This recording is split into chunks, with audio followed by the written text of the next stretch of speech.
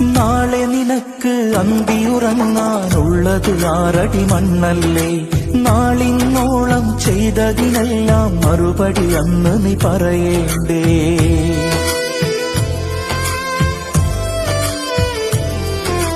നാളെ നിനക്ക് അന്തിയുറങ്ങാനുള്ളത് 6 അടി മണ്ണല്ലേ.